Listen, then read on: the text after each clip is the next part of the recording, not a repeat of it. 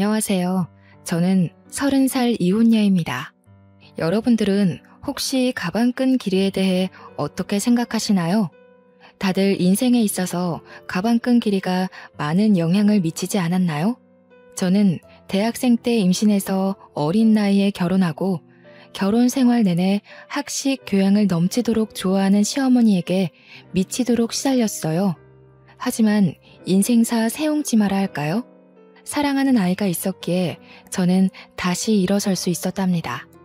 결혼에는 한 번 실패했지만 인생에는 실패하지 않은 제 이야기를 꼭 들려드리고 싶습니다. 제가 대학교 1학년 때 2년 선배였던 남편을 만났어요. 남편은 듬직하고 자상하고 유머 감각도 있어서 후배들에게 인기가 많았고 저는 짝사랑하는 처지였어요. 남편이 제 첫사랑이었죠. 그냥 아는 사이로만 지내면서 고백도 못하고 눈치만 살피고 있었어요. 당시 저희 집은 2층 집에 살면서 1층에는 작은 식당을 하고 있었어요. 부자는 아니었지만 동네에서 그래도 입소문이 나 있었어요. 사람들이 저희 부모님을 법 없이도 살 사람들이라 부르곤 했죠. 부모님이 서로 존댓말을 쓰실 정도로 사이가 좋고 외동딸인 저를 끔찍이 아껴주며 키우셨어요. 저희 부모님이 뭐든 다 들어주는 부모는 아니었지만 저한테 필요하거나 제가 꼭 하고 싶다는 건 어떻게든 해주시는 분들이셨습니다. 어릴 적부터 크게 과외를 받거나 하지 않아도 성적이 좋았고 운동이든 뭐든 다 잘했어요. 승부욕이 있는 편이었는데 이상하게 물러터진 데가 있어서 친구들한테 뒤통수를 맞을 때가 있었어요. 저희 아빠를 닮은 거였어요.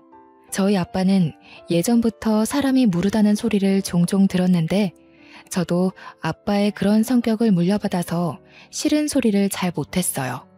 그러다 결국 아빠가 친구한테 빚보증을 잘못 써서 우리 집과 식당 건물이 통째로 넘어가 버리고 말았습니다. 평생에 걸쳐서 마련한 재산을 홀랑 날려버린 거였어요.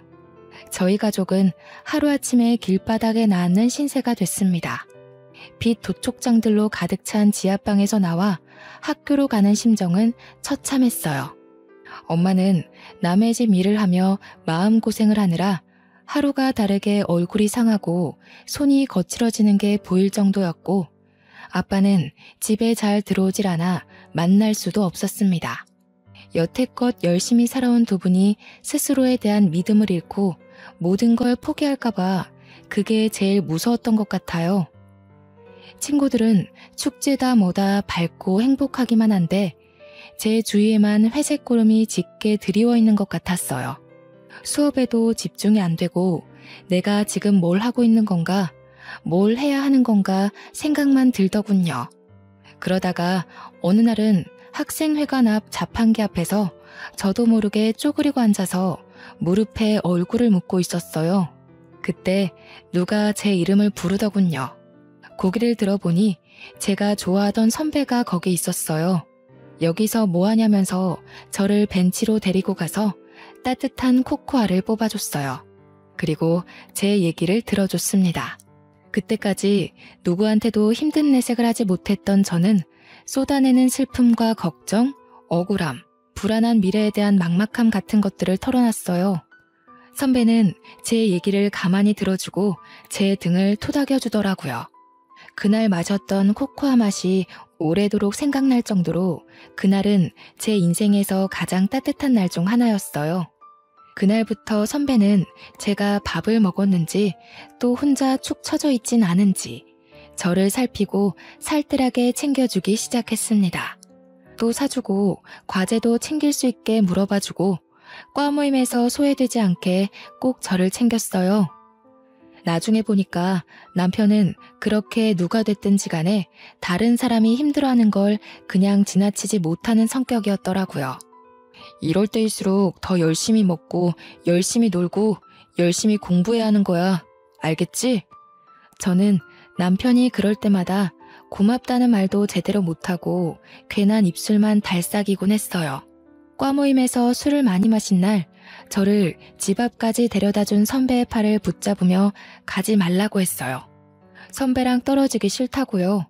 결국 우린 연인이 됐습니다. 저는 선배 없이는 하루도 살 수 없는 사람이 되고 말았어요. 뭐든 선배가 챙겨주다 보니 선배가 없으면 사는 게 사는 것 같지 않을 정도였어요. 너무 많이 기대서였을까요? 사귄 지 1년 만인 2학년 가을에 임신을 했다는 걸 알게 됐습니다. 생리가 늦어지는 줄도 모르고 있다가 알게 됐을 땐 이미 3달이 넘어 있었어요. 망연자실했죠.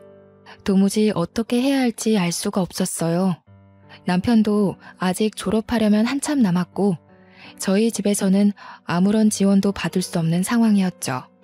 저는 어쩔 수 없이 학교를 쉬어야 했지만 남편이라도 하루라도 빨리 취직할 수 있게 준비하는 게 낫다고 판단했어요. 저희는 부랴부랴 혼인신고만 하고 결혼식은 조촐한 식사로 대신한 다음 시댁으로 들어갔어요. 당시 시댁은 24시간 국밥집을 하고 있었어요. 시댁은 처음부터 저를 안 좋아했어요.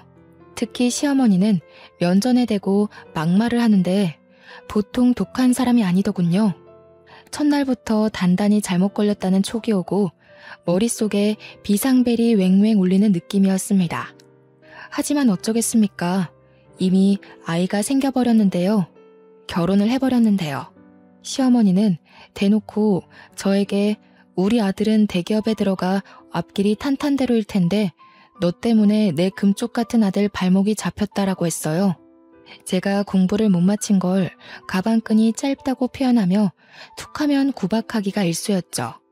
학식 있고 교양 있는 것에 대한 로망이 있는지 툭하면 자기네 집안은 훨씬 더 좋은 집안의 교양 있는 며느리를 얻을 수 있었다고 했어요.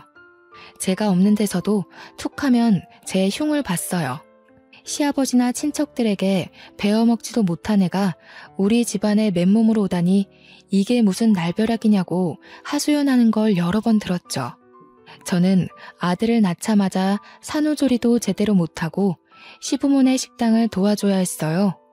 식충 취급하는 소리가 벽을 뚫고 들어오는 것 같아서 도저히 가만히 있을 수가 없었죠. 피덩이 같은 아기를 업고 식당에서 밤늦게까지 일을 했어요. 집에 들어가면 또 집안일을 해야 했는데 너무 바쁘고 눈치가 보이니까 그게 너무하다는 생각도 못하고 살았어요. 시어머니는 제가 힘들어서 조금이라도 쉬려고 하면 네가 무슨 큰일을 한다고 힘들다고 야단이냐면서 야단법석을 떨며 면박을 줬어요. 집에 들어왔으면 시아버지 잠자리도 봐드리고 집안일을 챙겨야지. 어디 새파랗게 젊은 것이 집에 들어오자마자 방 안에 틀어박혀? 못 배워먹은 티 내는 거냐? 가방끈이 짧으면 노력이라도 하라고 했지? 어머니, 저 하루 종일 일하고 오늘 지훈이 아파서 병원에 뛰어갔다 왔잖아요. 저도 지금 열이 나고 몸에 기운이 하나도 없어요. 조금만 누워있다 할게요. 으이그, 그러게. 저렇게 복 없이 생긴 애들은 꼭 생긴 대로 논다니까. 그러게, 저렇게 복 없는 애가 우리 아들 발목을 잡게 내버려뒀으니 원. 손주 새끼 봐서 참지. 애미라고 있는 게 없는 집에서 못 배워먹어 교양 없는 티를 팍팍 내니 애까지 닮을까봐 걱정이다. 걱정. 처음에는 시어머니에게 대들지는 못하고 남편에게 하소연했어요. 그런데 결혼 전에는 그렇게 저를 끔찍이 아껴주던 남편은 네가 시어머니에게 맞춰야 한다면서 하나도 힘이 되어주지 않았어요. 어머니는 왜 자꾸 나한테 가방끈이 짧다고 하시는 거야? 내가 무슨 가방끈이 짧아. 나 우리 학교도 수석으로 입학했고 내내 꽈탑 놓치지 않을 정도로 공부 잘했는데 나이 드신 분들이 다 그렇지 뭐. 그냥 하는 말씀이니까 너무 귀담아 듣지 마. 어머니가 예전부터 나를 좋은 집안에 장가 보내고 싶어 해서 그래. 어릴 때부터 노래를 불렀다고. 우리 결혼할 때 너네 집에서 아무 지원도 못 받은 건 사실이잖아. 조금만 참으면 어머니도 다 이해하실 거야. 처음부터 끝까지 참고만 있잖아. 언제까지 저렇게 막말하시는 걸 참아야 해? 우리 어머니 그렇게 나쁜 분 아니야. 두 아들 키우느라고 얼마나 애를 쓰셨는데. 네가 우리 집에 들어와서 그거 하나 이해 못해줘? 가진 거 없이 결혼한 우리 탓이라고 생각해야지 뭐. 애를 나 혼자 만든 건 아니고 내가 학교도 못 마치고 결혼한 게 내 탓만은 아니잖아. 아기 가지고 결혼한 게 무슨 죽을 죄 지은 것도 아닌데 어머니는 무슨 나를 죄인 취급하시려는 것 같아. 아, 그러니까 조금만 참아보라니까. 예전에는 그렇게 따지는 성격 아니었잖아. 어른들 하시는 말에 왜 그렇게 말이 많아? 나 취직 준비하느라 스트레스 많이 받는 거 몰라? 취직 준비한다고 늦게 들어와서 식당 일도 안 도와주고 애도 하나도 안 보잖아. 아까 말했듯이 애를 나 혼자 만든 것도 아닌데 내가 왜 전부 다 뒤집어 써야 하는데? 뒤집어 씌운다니 무슨 말을 그렇게 해? 얘가 진짜 갈수록 말 조심해. 내가 나 혼자 편하자고 이 고생하는 거야? 다 너랑 우리 지훈이 데리고 잘 살아보려 그러는 거잖아. 안 그래도 힘든데 왜 너까지 찡찡거려? 취업 준비 때문에 힘들어 죽겠는데 여기서 뭘 어떻게 하라는 거야? 그래도 그때까지는 남편을 사랑했기 때문에 어떻게든 이해해보려고 했어요. 자기 어머니를 끔찍이 생각하는 효자라서 고생하는 어머니 심기를 거스르지 않으려 한다고 알아서 남편을 헤아려주고 노력했죠. 생각해보면 정말 바보 같은 짓이었어요. 나중에 알고 보니까 제 힘든 건 귓등으로 듣던 남편은 취업 스터디 모임에서 여기저기 온갖 오지랖을 부리고 있었더라고요. 힘든 애들 고민 상담해준답시고 돌아다니고 발벗고 뛰어다니며 해결사 노릇을 하고 있었죠. 저는 과 친구들과 연락이 다 끊겨서 몰랐다가 나중에야 그 사실을 알게 됐어요. 그래도 밖에서 이 사람 저 사람 비위 맞춰주고 다닌 보람이 있었는지 남편은 진짜로 대기업에 취직을 했어요. 제 동기들이 취직 준비를 하고 좋은 데에 취직하는 동안 저는 뒤처지는 느낌을 받곤 했어요. 동기들이 좋은 데 놀러가서 찍은 사진을 SNS에 올린 걸 보면 어쩐지 마음 한구석이 휑해지는 느낌을 받곤 했죠. 점점 사회인으로서 제자리를 찾아가는 동기들에 비해 제 모습이 초라해서 동기들이 연락해도 잘 받지 못했어요. 그래도 아이 키우는 재미가 있었고 예쁜 아이가 있다는 것에 만족하려 했어요. 아이가 말을 하고 걷고 하루가 다르게 자라는 걸 보면 또 하루를 살아낼 힘이 생기곤 했습니다. 지금 생각하면 저는 어릴 때부터 커리어 우먼이 꿈이었는데 왜 그런 소박한 현실에 만족하고 구박대기 노릇을 감내했는지 알 수가 없어요. 상황에 적응하는 것도 좋지만 자기 가치를 스스로 낮추는 행동을 하면 안 된다는 걸 지금은 깨닫게 됐습니다. 그러다 애가 3살이 되던 해에 남편 형이 뒤늦게 결혼한다고 신부감을 데려왔어요. 그 집은 큰아들을 어떻게든 판검사 만들려고 애를 써왔더군요. 사자 들어가는 걸 워낙 좋아하는 집이니까요. 아주버님은 사법고시 폐지되고 로스쿨 준비로 몇 년을 또 허송세월하다가 30이 훌쩍 넘겼죠. 그래도 연줄이 있어서 30 중반에 대형 로펌 경영지원실에 취직을 했어요. 무슨 재주가 있었는지 결혼하겠다고 데려온 여자가 대학 교수라는 거였어요. 듣고 보니 교수는 아니고 어느 지방 대학 강사였죠. 그래도 젊은 여자가 박사학위까지 있는 데다 대학에서 강의까지 한다니 교양 학식 좋아하는 시어머니 입이 다 찢어졌습니다. 며느리가 될 사람 직업뿐 아니라 집안도 금융정보회사를 소유하고 있는 엄청난 부자라고 그렇게 좋아하는 거였죠. 예비 형님이 강의한다는 대학이나 그 집안이 운영한다는 금융회사나 저는 들어본 적도 없는 데였지만 그게 무슨 상관이겠습니까? 그렇게 돈돈거리는 집안이니 아주버님이 그런 집안 여자랑 결혼하는 게 어떻게 보면 당연한 일이었죠. 그 집안은 처음부터 돈을 아주 물쓰듯 쓰더군요. 한 번은 형님이 그냥 우리 집에 다녀왔는데 시어머니가 지나가는 말로 김치 냉장고가 오래됐다고 한 적이 있어요. 그랬더니 다음 날로 새 김치 냉장고가 배달되는 게 아니겠어요? 부자는 다르긴 다르구나 하면서도 참 씁쓸하더라고요. 그놈의 돈이 뭔지. 시어머니는 대놓고 큰며느리만 보면 뭐가 필요하다, 뭘 새로 사야 한다고 늘어놓았어요. 그리고 큰며느리의 씀씀이에 비교해 저를 더욱 가차없이 깎아내렸습니다. 역시 대학에서 강의하는 사람은 다르다니까. 우리 큰며느리는 하고 다니는 것부터 말투까지 어쩜 저렇게 귀티가 나는지. 이번에 큰애가 바꿔준 소파가 이게 글쎄 이태리제 가죽이래요. 우리 큰아들이 판검사는 못됐어도 와이프 복은 있지 뭐냐. 내가 큰며느리만 보면 콧노래가 절로 나온다니까. 어머니 얼굴이 요즘 활짝 피셨네요. 그에 비해 작은 아들은 원, 에휴, 도대체 좋은 대학 보내서 좋은 데 취직시키면 뭐하냐? 저런 여자랑 사는데. 죽 써서 개 줬지 뭐. 너 이태리제 가죽 만져봤어? 네 형님 덕에 여기 앉아볼 수 있는 걸 행운으로 생각해라. 저는 거기 앉을 시간도 없어요. 큰애는 이렇게 집안에 도움이 되는데 너는 도대체가 집에서 하는 게 뭐냐? 시집 올 때 땡전 한 푼 없이 왔으면서 제대로 하는 것도 하나도 없고 가방끈이 짧아서 그런가 원 염치 없는 것도 집안 내력인지. 애 키우는 게 힘들잖아요. 동서도 열심히 하는데 너무 그러지 마세요. 애 키우는 게 무슨 유세 부릴 일이야? 지가 열심히 하는 게 뭐가 있어. 요리를 잘해? 그렇다고 돈을 잘 벌어와. 아니면 뭐 교양이 있어서 애를 영재로 키워?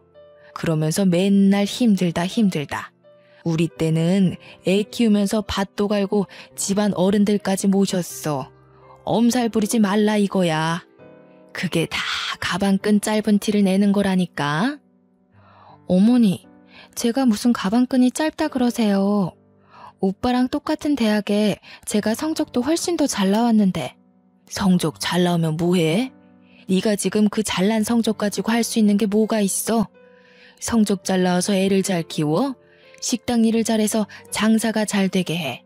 나가서 땡전 한 푼 벌어올 수 있어? 네 형님처럼 가서 대학생들을 가르칠 수 있어? 시어머니는 명절이나 집안 행사가 있을 때도 저한테만 일을 시켰어요. 큰며느리는 학생들 가르치느라 바쁘니까 집에 와서는 쉬어야 한다면서요. 형님 네애가 집에 올 때마다 한우며 명품이며 비싼 선물을 잔뜩 들고 오니까 아예 손님 취급을 하더군요.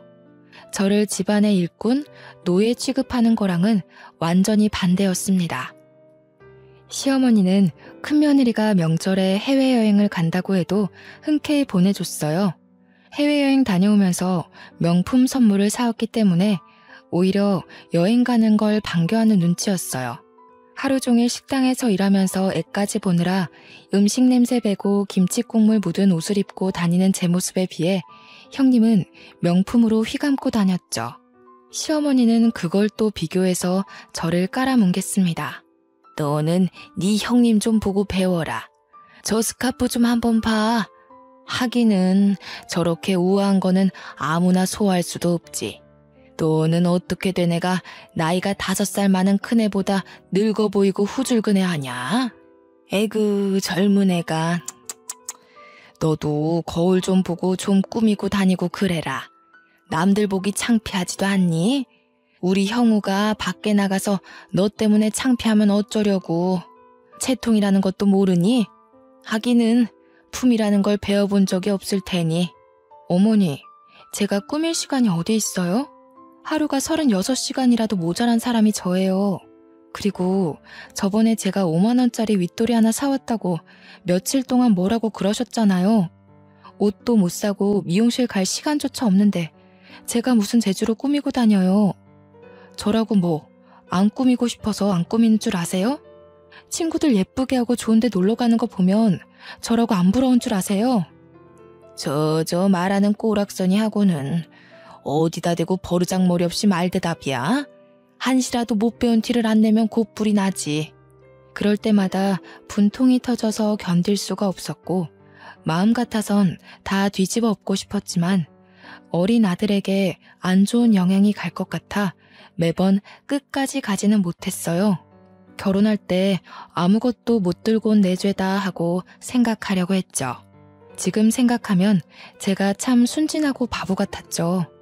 그저 좋게 생각하려고 애를 쓰니 상황이 점점 더 악화되는 거였어요. 이미 도를 넘어섰던 시어머니의 막말은 더 심해져서 아이한테까지 미쳤어요. 전부터도 툭하면 애가 지엄마 닮아서 못났다는 말을 하더니 애가 4살이 되면서부터는 대놓고 애한테 핀잔을 주더군요. 그리고 저한테는 저희 부모까지 들먹이기 시작했죠. 집안 꼴이 이게 뭐냐? 내가 식당 일 끝나면 집안일도 살펴야 한다고 했지. 애 장난감에 빨랫감에 설거지는 하나도 안 돼 있고. 도대체 너는 제대로 하는 게 뭐야? 너희 엄마가 집안 살림 하는 법도 안 가르치던? 하기는 쥐뿔도 없는 집안이 가르치면 뭘 가르치겠어? 빌어먹는 법이나 안 가르쳤으면 다행이지. 빌어먹다니요? 무슨 말씀을 그렇게 하세요? 아무리 그러셔도. 아니다. 빌어먹는 법을 가르쳐서 애가 이렇게 됐는지도 모르지. 지혜미 애비한테 배운 게 있어야 뭐 하나라도 똑바로 하지. 없는 집 애가 가방끈까지 짧으니 설상가상이지 뭐야. 지 아들한테도 똑같이 가르칠까봐 겁난다. 겁나. 아니 어머니, 저희 엄마 아빠는 왜 건드리세요? 그렇게 말씀 함부로 하시면 저도 못 참아요. 저희 엄마 아빠가 얼마나 열심히 사시고 바른 분들이신데요.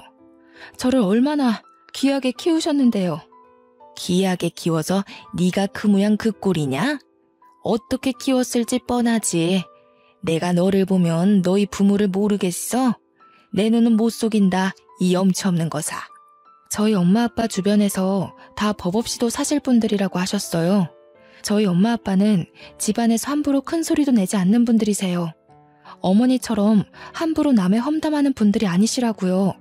뭐야? 이 가방끈 짧은 년이 지금 나한테 뭐라고? 그러니까 내가 너를 보면 네 부모를 안다고 하는 거야. 어디 버르장머리 없이 시어머니한테 꼬박꼬박 말대답을 해? 네가 그렇게 못 배워먹은 티를 내니까 니네 아들이 배우잖아. 시어머니는 제 아들을 다른 사람들에게 자랑할 때는 우리 손주 하시면서 저한테 흉볼 때는 니네 아들이라고 부르면서 깎아내렸습니다.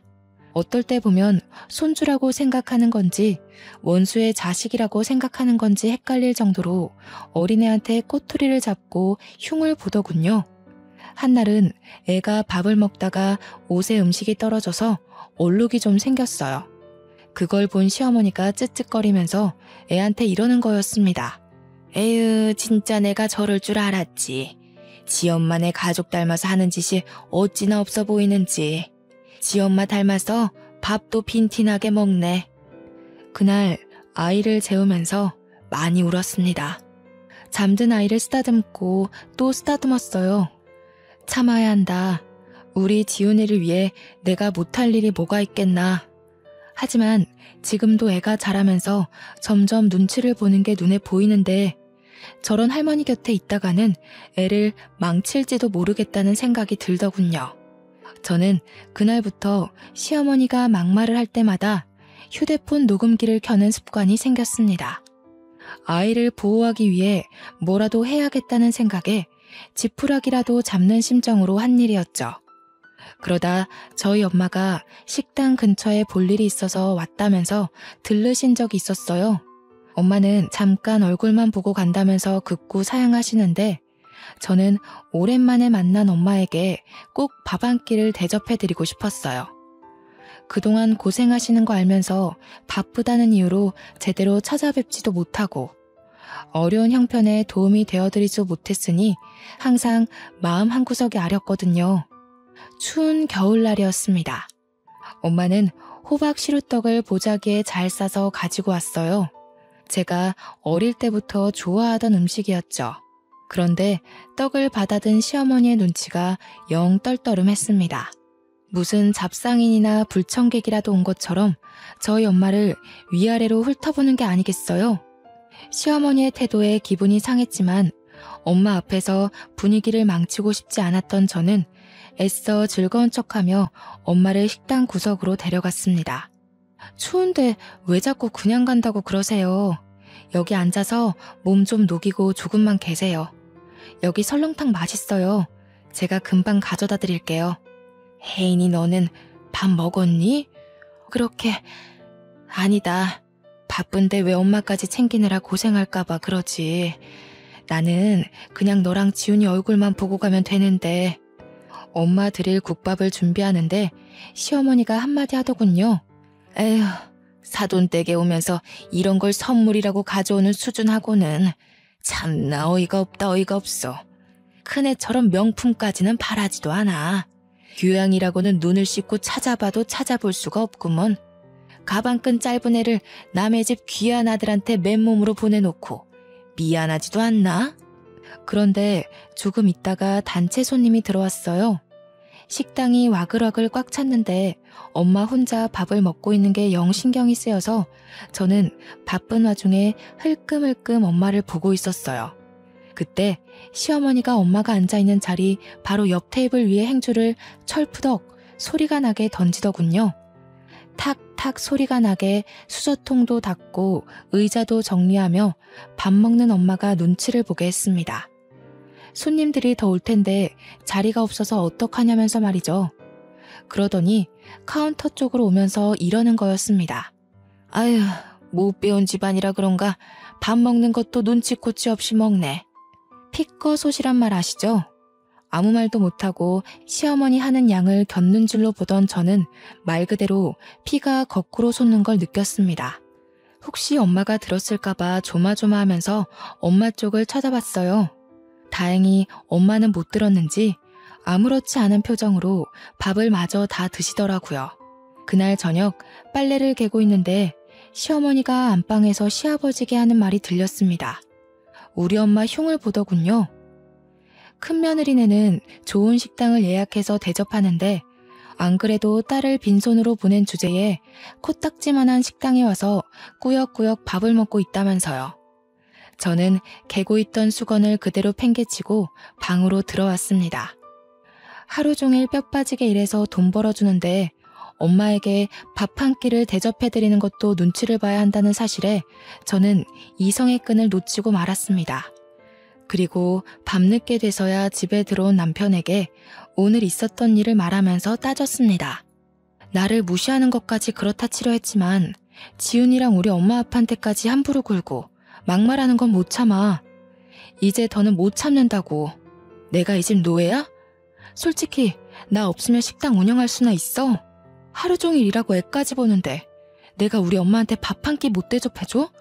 내가 너네 엄마 밥 주지 말라 그랬어. 하루 종일 일하고 온 사람한테 생 난리를 치네. 왜 별것도 아닌 것 가지고 난리를 치고 그래. 엄마 들으면 어쩌려고. 뭐라고? 지금 그걸 말이라고 하는 거야? 나는 어떻게든 오빠 맘 편하게 해주려고 지훈이 잘 키워보려고 꾸역꾸역 다 참아왔는데 어떻게 오빠가 나한테 이럴 수가 있어. 맨날 늦게 들어오고 일 때문이라고. 나는 일주일에 외출 한 번 못하는데 혼자 밖에서 놀러 다니니까 좋아? 목소리 낮추라고 했지. 얘가 진짜 점점 왜 이래? 너 예전엔 안 이랬잖아. 왜 이렇게 변했니? 진짜 무섭다 무서워. 아니? 아직 안 변했어. 진짜 무서운 게 뭔지 보여줘? 그때 밖에서 듣고 있던 시어머니가 들어와서 제 뺨을 때리더군요. 무슨 일인지 상황 파악을 못해 멍하고 있는 저에게 시어머니는 어디서 큰 소리를 내냐, 못 베어먹은 티를 낸다면서 소리를 질렀어요. 그리고 머리채까지 잡아당겼습니다. 저는 저도 모르게 시어머니 머리끄덩이를 같이 잡아당겼어요. 제가 무슨 일을 하고 있는지조차 모를 정도로 화가 나 있었어요. 그날 밤을 뜬 눈으로 지새운 저는 아침 일찍 짐을 챙겨 그 집에서 나왔습니다. 아들에게 한마디도 못하고 나오는 것이 걸렸지만 아들 얼굴을 보면 도저히 발이 떨어지지 않을 것 같았어요. 그 길로 저는 신림동 고시촌으로 들어갔습니다. 엄마 아빠가 보고 싶었지만 친정에 가면 두 분이 슬퍼하실까봐 도저히 갈 수가 없었어요. 고시원을 얻어 짐을 풀고 대학 때부터 고민만 하다 제대로 시작하지 못한 행정고시 공부하기 시작했어요. 아이를 낳은 뒤에도 미련을 못 버리고 있었기에 일사천리로 준비해 공부에 돌입할 수 있었습니다. 남들은 학생 때부터 죽어라 해도 어려운 공부를 몇 년 공백 끝에 시작하는 건 결코 쉽지 않은 일이었어요. 하지만 분노로 눈이 돌아버린 상태였기에 오히려 다른 거에 신경 안 쓰고 공부에 집중이 잘 되더라고요. 그때가 저희 부모님이 어렵게 빚을 갚고 돈을 모아 신림동에서 작은 식당을 다시 열었을 때였어요. 식당이라고 하기도 뭐할 만큼 허름한 곳이었지만 두 분이 다시 힘내서 마련한 자리였죠. 한날은 제가 모의시험 점수가 영 안 나와서 실망한 마음에 걸어 다니다가 저도 모르게 엄마 아빠 식당 쪽으로 걸어갔어요. 그전에는 혹시 눈에 뜨일까봐 그쪽으로는 가지도 않았거든요. 가게에 들어서자마자 엄마가 제 얼굴을 보시더니 저를 안고 막 우셨습니다. 저는 깜짝 놀랐어요. 엄마가 하는 말이 엄마 아빠가 못나서 네가 공부도 제대로 못 마치고 시댁에서 구박받고 산다는 거였어요. 저는 아니라고, 내가 악이 가져서 그런 거라고, 내가 실수해서 그런 건데 왜 엄마가 미안해하냐면서 엄마랑 붙잡고 같이 울었어요. 그리고 그 집에서 나와 다시 공부 시작했다고 엄마에게 털어놨죠. 엄마는 깜짝 놀라더라고요. 그래도 그 집으로 다시 들어가라는 말은 절대 안 하셔요. 그날 저녁 고시원에 들어왔는데 아빠로부터 문자가 와 있었어요. 아빠가 미안한 게 참 많다고, 네 공부는 무슨 수를 써서라도 지원해 줄 테니까 아무 걱정하지 말고 공부에만 집중하라는 거였죠. 눈물이 핑 돌았어요. 열심히 사시다 그런 건데 엄마 아빠는 뭐가 그렇게 자꾸 미안하다고 그러시는 건지. 그리고 그런 생각이 들더라고요. 나도 열심히 하다가 그런 뿐이니까 나도 나를 탓하지 말자고요. 그리고 저는 무섭게 공부했습니다. 같이 공부한 애들이 뭐 먹으러 가자고 해도 저는 그 시간에 한 자라도 더 보려고 끼니를 대부분 김밥으로 때웠어요. 고시생들도 스트레스 푼다고 스터디원들끼리 술도 마시고 저희들끼리 친목도 다지고 그러거든요. 저는 도저히 그렇게 여유를 부릴 수가 없었어요. 집에서 절 찾고 있을 아들을 생각하면 1분 1초도 허투루 쓸 수가 없었죠. 집 나온 지 한 달쯤 지났을 때 남편에게 전화해서 아들을 보러 가겠다고 했어요. 그때까지 전화고 문자고 다 무시하다가 연락을 하니까 남편이 왜 집에 안 오냐며 생 난리를 치더군요. 저는 밖에서 아이를 만나 피자를 사주면서 엄마가 지금 사정이 있어서 너랑 같이 살 수가 없다고 조곤조곤 말해줬어요. 아들은 저를 보자 눈물을 흘리더라고요. 그 어린 것이 소리도 못 내고 우는데 얼마나 가슴이 아프던지요. 지훈아, 엄마가 미안해. 정말 미안해. 엄마가 정말 열심히 해서 꼭 성공해서 지훈이 데리러 올게. 알았지? 약속. 이해하기 힘들었을 텐데 착한 아들은 그래도 고개를 끄덕여줬습니다. 그 뒤로 2주에 한 번씩 주말에만 아들을 만났어요. 시어머니는 주기적으로 저에게 전화해서 애 버리고 나간 년이 무슨 염치로 애를 만나냐면서 소리를 질렀어요. 애가 너 닮아서 못 배운 티 나는 집만 골라서 한다느니, 애가 보면 볼수록 덜 떨어졌느니 하면서 아이 욕도 하고요. 애한테까지 인신공격하는 시어머니의 말을 저는 모조리 녹음해뒀습니다. 시어머니한테 구박받고 있을 아이를 생각하면 당장이라도 그 집에서 빼오고 싶었지만 지금으로선 내가 성공하는 것밖에는 방법이 없다는 걸 인정해야 했습니다. 정말 죽었다 생각하고 공부한 것 같아요. 그렇게 공부한 지 2년째 되던 해 결국 행정고시 재경직에 합격했습니다. 주변에서도 그렇게 빨리 합격하는 사람 처음 봤다면서 깜짝 놀라더군요. 공부를 늦게 시작했어도 빨리 합격했기 때문에 공무원으로 그렇게까지 늦은 나이가 아니었죠. 좋은 일이 하나 더 있었어요. 제가 공부한 지 1년쯤 지났을 때 아빠가 보증을 서줬던 친구가 돌아왔어요. 아빠의 절친이었던 그분은 자기를 늘 미안했다면서 사과를 하셨어요. 막혀있던 돈이 들어왔다며 아빠가 손해본 돈보다 더 많은 돈으로 갚아줬어요. 엄마 아빠는 그 허름한 건물에서 나와 훨씬 크고 좋은 건물에 돈가스 뷔페를 크게 열었습니다. 망하기 전보다도 훨씬 더 좋은 자리였고 장사도 잘 됐어요. 1년 만에 매출이 크게 올라서 제가 아들과 살기 위해 알아본 집 전세금도 엄마 아빠가 대주셨죠. 이제 임용만 기다리면 됐고 탄탄대로인 것 같았지만 한 가지 걱정거리가 있었어요. 시댁에서 아이를 순순히 내줄 리가 없었으니까요.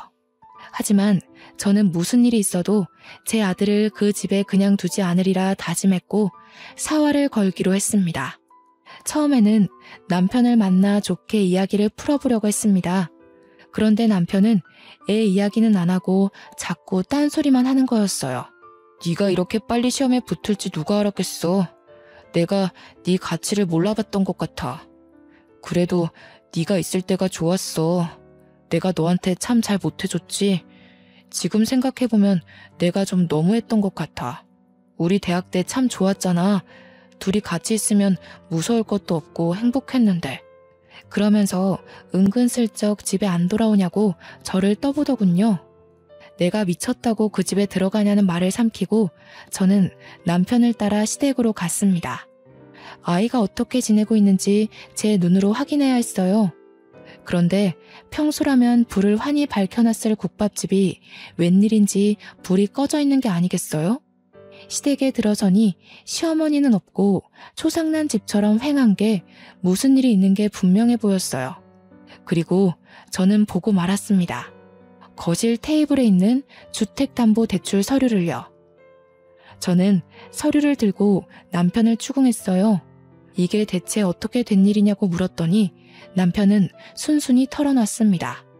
형수네 집안에서 진짜 좋은 투자처를 알고 있다면서 돈을 몇 배로 불려줄 테니 믿고 투자하라고 대출 받으라고 종용했다는 거였어요. 아무리 그래도 그렇지 어떻게 집이랑 가게를 다 담보 잡힐 수가. 우리 집 망하는 거 보고도 그래? 집이 다 넘어가면 우리 지훈이는 어떻게 될지 생각 안 해? 이렇게 될 줄 알았나. 형수네 아버님이랑 형님이 지금 무조건 기회를 잡아야 한다고 막 밀어붙이는데 어떻게 해. 우리 엄마가 그 집 사람들 하는 말이라면 껌뻑 죽는 거 알잖아. 그 집처럼 돈 펑펑 쓰고 살게 될 줄 알았지 뭐. 근데 알고 보니까 그 집안, 그 집 사람들 다 말을 말아야지. 무슨 말이야? 왜 말을 하다 말아? 그러게, 내가 전부터 그랬잖아. 돈이라는 건 정직한 거라고. 공짜로 돈 벌어준다는 사람들은 의심부터 해야 한다고 했잖아. 그 집 사람들 처음부터 좀 이상했어. 왜 순진무구하게 그 사람들 말을 다 믿고 그래? 아, 그러게 말이다. 네 말을 들었어야 하는데. 그 집 사람들 지금 주식 조작으로 잡혀갔어. 형수님 아버지랑 다. 뭐라고? 내가 하는 말은 귓등으로 듣더니 꼴 좋다. 이제 어쩔 거야? 모르겠어. 나도 모르겠어, 혜인아. 우리 이혼 다시 생각하면 안 될까? 지금 형이랑 형수도 이혼하는 판에 나까지 이혼하면. 집에 돌아가서 TV를 틀어보니 뉴스에서 형님네 집안에서 운영한다던 금융정보회사 이야기가 나오고 있더군요. 그 집 가족들 다 줄줄이 구속됐다는 거였어요. 그때가 또 한창 모 연예인의 박사학위 논문 표절 사건으로 떠들썩할 때였어요. 그런데 전문대 강사도 박사학위 논문 표절이라는 제목의 뉴스에 나오는 실루엣과 대학 이름이 어디서 많이 보던 거였어요. 저는 형님이 강의한다던 학교 홈페이지에 들어가 봤습니다. 거기엔 디자인과 땡땡땡 강사 박사학위 취소건에 대해 사과드립니다. 라는 제목의 게시물이 맨 위에 올라와 있었죠. 형님의 박사학위 논문이 표절률 85%로 취소된 거였죠. 학위 논문뿐 아니라 석사 논문까지 표절한 거였더군요. 시댁이 그렇게 좋아하던 교양과 학식, 그리고 돈까지 모두 사기였던 것입니다. 저는 더욱이 빨리 아이를 데려와야 한다는 생각에 마음이 급해졌습니다. 얼마 뒤 소송 준비가 끝났을 때 시어머니가 저희 엄마 아빠 식당에 찾아왔습니다. 무슨 바람이 불었는지 사기꾼 며느리한테서 받은 명품 스카프를 두르고 와서는 가게를 구석구석 살피더군요. 제법이구만. 못 배운 집이 가게 좀 크게 내봤자지. 어디 밥이나 좀 내와봐라. 얼마나 잘하는지 보자. 저는 시어머니란 인간은 꼴도 보기 싫고 말도 섞기 싫었었지만 아이 문제를 해결해야 했기에 침착하게 대꾸했어요. 여기는 밥을 갖다 드리는 데가 아니라 직접 떠서 드시는 데예요. 조금 있다 올 테니 식사하고 계세요. 군뱅이도 구르는 재주가 있다더니 쟤까지 꽤 그래도 용 빼는 재주가 있었나 보지? 행정고시인지 뭔지 그거 합격하면 월급이 얼마나 되는지는 모르지만 말이다. 잘난 체 하지 말라 이거야. 애새끼 버리고 간 년이 잘 되면 얼마나 잘 되겠냐만. 내가 지훈이를 봐서라도 이제라도 용서를 빌면 용서해주마. 애한테는 그래도 엄마가 있어야지. 어머니한테 용서 빌릴 한 적 없어요. 이상한 소리 마시고 식사 안 하실 거면 나가세요. 저 말하는 꼬락서니 하고는 네가 그러니까 본데 없는 년이라는 거야. 니까짓게 시험 좀 붙었다고 근본이 달라지는 줄 알아? 좋은 말로 할 때 저는 시어머니 말을 무시하고 가버렸어요. 제가 변호사와 통화한 뒤 나가보니 홀이 난장판이 돼 있더군요. 시어머니가 밥을 안 떠준다면서 직원들에게 삿대질을 하고 머리채까지 잡은 거였어요. 정말 황당하기가 이를 데가 없었어요. 행패를 부리는 것도 정도가 있지.